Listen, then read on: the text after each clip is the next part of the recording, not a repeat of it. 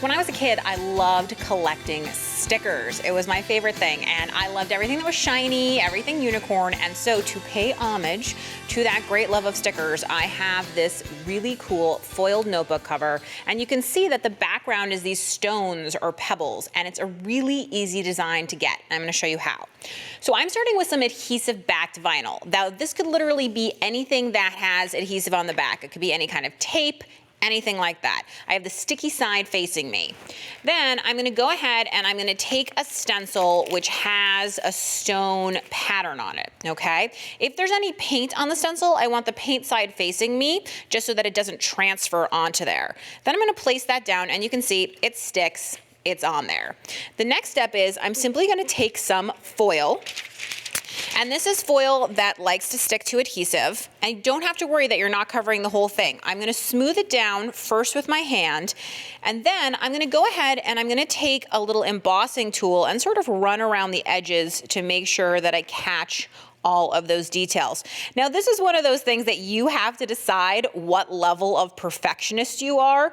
You can be a person who's like, okay, I'm gonna spend a long time carefully going around every single part of this. Or you can be a person who says, you know what, I don't care. I'm just gonna run over it real fast, you know, and it's fine. Because this is an incredibly forgiving technique, so don't worry too much about it.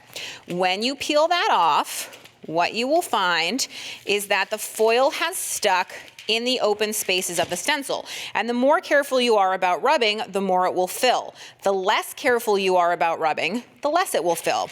Now, anywhere on this foil that hasn't been used, you can go ahead and reapply. And so you can see that you can actually get very thrifty with your foil. And again, the more that you rub and are careful about it, the more filled it's gonna get, and the less, the less. But actually, and this is one like positive of being messy, is that sometimes it gives a slightly more organic look, which I really like. So once you've done this step, you're going to peel it off of your stencil. And I've even used really aggressive adhesive like duct tape and stuff like that, and it still peels off the stencil because, you know, they're pretty hardy, but just make sure you're using a high quality plastic stencil when you do it. So now, wherever the green is, I can put a new color of foil, and guess what's gonna happen? If you said it's gonna stick where the adhesive is, you are 100% right. You will find that different papers, and you can take a different color even, but you will find that different, not papers, but different adhesives, like different kinds of tape, it sticks differently. Like duct tape has texture, packing tape is very smooth, but check that out. How cool is that?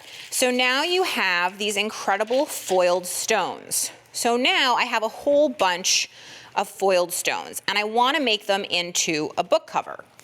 So what I'm gonna do is I'm simply going to grab some duct tape. You could also, again, use your vinyl or anything else that's adhesive, but I just want to patchwork these loosely together. So I put a little bit of duct tape with the adhesive side down, then I put the next piece on, and I'm gonna butt that seam. Now, if there's a gap like this, don't even worry about it, because here's a really fun thing that you can do. You can take one of your used pieces of foil, which already has a stone pattern on it, okay? You can place it down in the gap, use your burnishing tool, and then the adhesive should pick up part of that stone pattern that was right there. There you go. See how it's picking it up in the strip? Then I can take a plain piece, put it over, and then this will end up looking completely continuous, which I think is super duper cool. Look at that. So eventually, what you will have created is a large piece. And on the back, you can see it's a patchwork of many different kinds of tape. Then I used to cover my books as a kid, and all you do is fold up the bottom, fold up the top, fold in the sides. Then you can take your notebook, slide it into the little pockets that you've created here. One on one side, there you go, close it up. And then the other side right here.